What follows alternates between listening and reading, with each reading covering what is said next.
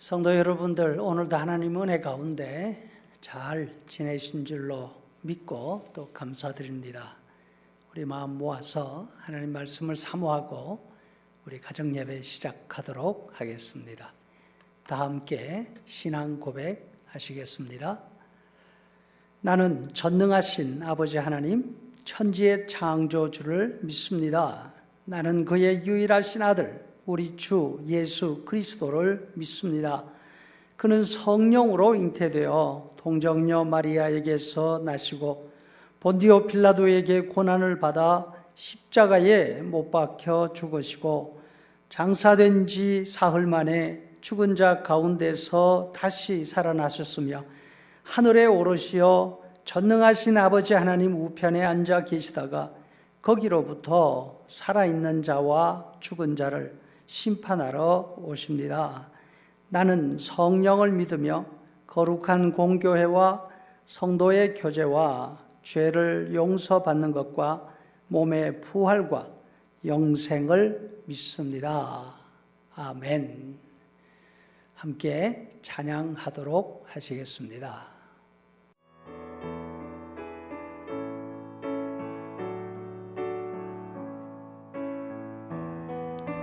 주님 보좌 앞에 나아가 참된 안식과 기쁨 나누리겠네. 경배하며 주의 얼굴 구할 때 신실하신 주님 찬양해. 신실하신 하나님,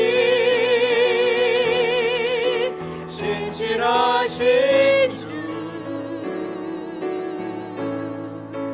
나의 주 하나님은 신실하신 주님.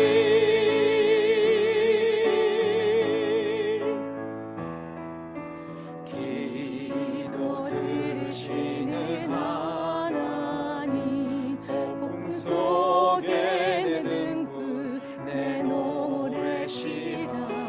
주의 날개 아래서 내 맘 쉬리니 신실하신 주님 찬양해. 신실하신 하나님, 신실하신 주, 나의 주 하나님은 신실하신 주님.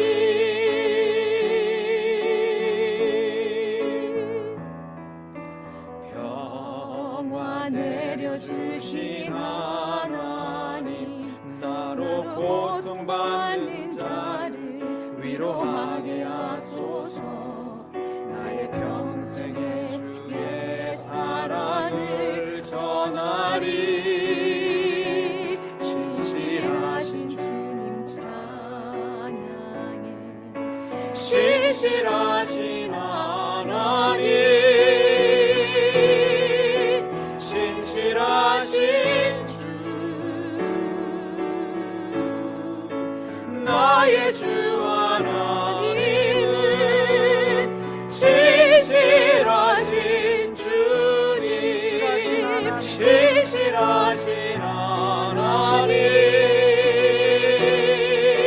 신실하신 주, 나의 주 하나님, 나의 주 하나님은 신실하신 주님.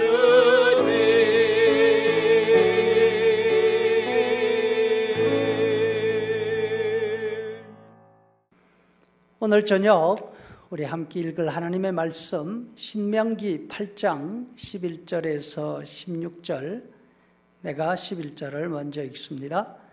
내가 오늘 네게 명하는 여호와의 명령과 법도와 규례를 지키지 아니하고 내 하나님 여호와를 잊어버리지 않도록 삼갈지어다.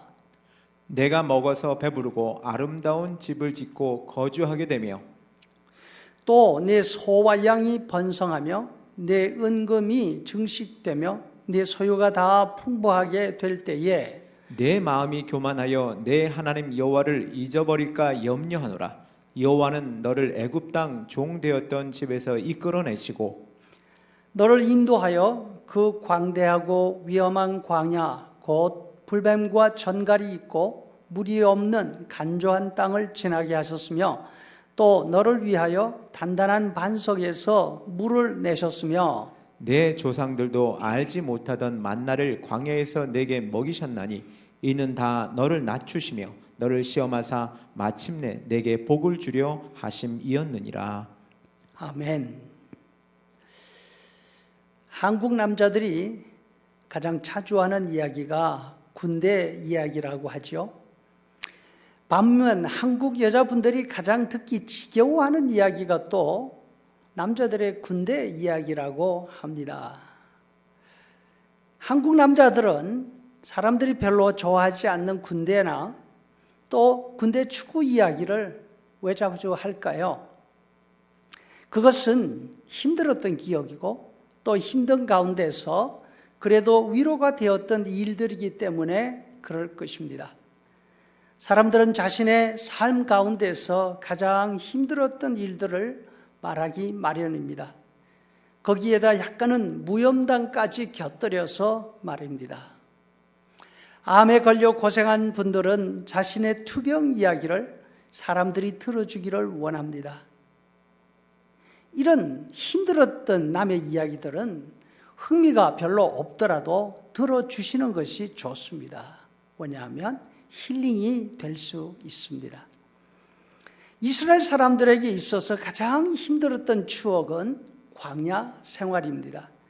이스라엘의 광야 생활은 40년이었습니다. 그런데 애굽에서 출발해서 가나안까지 들어가는 그 길이 그렇게 40년이나 걸리도록 먼 길은 아닙니다. 당시 애굽에서 출발해서 북쪽에 있는 큰 나라들로 가는 길이 여러 가지 길이 있었습니다. 애굽에서 나와 바로 지중해 해변길을 따라 올라가면 가나안까지 2주면 들어갈 수 있었습니다. 또 조금은 더 멀지만 대상들이 무역로로 사용하던 왕의 대로가 있었습니다. 시내반도를 거쳐서 요단강 동편으로 가는 대상로였죠. 이 길도 한 달이면 가나안의 관문인 여리고까지 도착할 수 있었습니다. 하나님은 바로 이 왕의 대로로 이스라엘 사람들을 인도하셨지요. 해변대로는 주로 전쟁을 위해 군대가 이동하는 길이었습니다.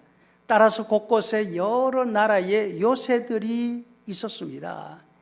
이 길로 가면 가나안까지 가는 길이 가깝지만 이스라엘 사람들이 전쟁을 겪게 되어서 마음이 바뀌지 않을까 하나님이 염려하셨다 성경이 말씀하십니다.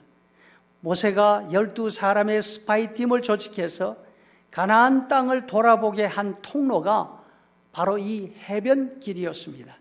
이 길을 통해서 가나안 전체를 돌아본 이스라엘 스파이들은 각 곳에 있는 높은 성과 또 군대들을 보고서 두려워했습니다. 그래서 그 지역 사람들에 비하면 자기들은 애송이다, 메뚜기 떼 같다 그런 느낌을 가지고 돌아왔습니다. 그러면 하나님은 왜 이스라엘 사람들을 이렇게 오랜 세월 동안 광야에서 머물게 하셨을까요? 그 이유는 이스라엘 사람들을 영적으로 또 군사적으로 강한 민족으로 훈련시키기 위해서였습니다. 애굽에서 나온 이스라엘 사람들은 정말 말 그대로 오합지졸이었습니다. 여러분 오합지졸이라는 말 아시죠? 군대라고 모였는데 그 모습이 까마귀들이 모여있는 것과 같다 그런 뜻입니다. 여러분 공원에 있는 비둘기떼를 생각해 보시기를 바랍니다.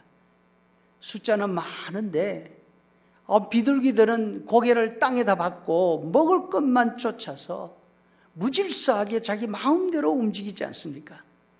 그러다 무슨 소리가 나기만 하면 화들짝 놀라가지고 일시에 다 날아 도망갑니다. 바로 이것이 이스라엘 모습 딱 그거였습니다. 이 상태로 가지고는 가나안 근처에도 갈 수가 없었습니다. 설사 가나안 땅에 들어간다 하더라도 그곳에서 자리를 잡고 살 수가 없었습니다. 하나님은 광야 40년을 통해서 이스라엘 사람들을 훈련시키십니다. 국가적으로 이스라엘은 조직도 질서도 없는 도망자였습니다. 하나님은 이와 같은 이스라엘을 하나의 민족으로, 하나의 나라로 만드셨습니다. 바로 이 엄청난 일이 광야에서 이루어졌습니다. 이스라엘 사람들이 40년을 보낸 시내 광야 그곳에는 거주민이 없는 땅이었습니다. 농사 지을 땅도 가축을 누릴 초지도 없었습니다. 양식은 그럼 어디서 났느냐? 하나님이 내려주셨습니다.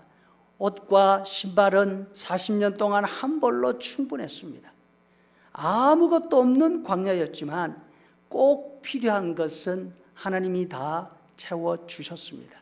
그래서 이들은 먹고 사는 문제로 수고할 필요가 없었습니다. 40년 동안 할 일이라고는 아무것도 없는 이곳에서 하나님은 이스라엘을 조직하셨습니다. 먼저 12지파를 나누고 각 지파에서 지도자들을 세우셨습니다. 천부장과 백부장과 같은 중간 지도자들을 세우셨습니다. 그리고 12지파를 네 큰 그룹으로 구분하셨습니다. 진을 칠 때는 중앙에는 하나님의 성막이 위치하고 성막 내 주변에는 제사장과 레위인들이 배치됩니다. 그리고 바깥에 네 그룹으로 나누어진 12지파가 둘러 천막을 치게 하셨습니다. 이동할 때는 제사장들과 하나님의 성막이 먼저 길을 떠나고 그 뒤를 네 그룹이 깃발을 세우고 차례로 따라가게 하셨습니다. 길을 가다가 다시 캠프를 칠 때는 성막이 먼저 자리를 잡고 12지파가 그 주변에 역순으로 텐트를 치게 하셨습니다. 이 작업을 40년간 계속했습니다. 아마 자다가 일어나도 똑같이 할 것입니다. 40년이 지난 후 이스라엘 사람들은 군대가 되었습니다. 병영 생활이 습관이 되었습니다.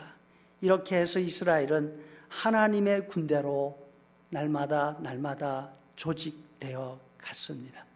만일 광야 생활이 없었더라면 이스라엘 사람들은 12스파이들의 말처럼 까마귀 떼가 되고 가나안 사람들에게 밥이 되고 말았을 것입니다. 사랑하는 여러분, 우리는 새로운 이스라엘입니다. 이스라엘을 광야에서 훈련시킨 하나님께서 오늘 우리를 훈련시키고 계십니다.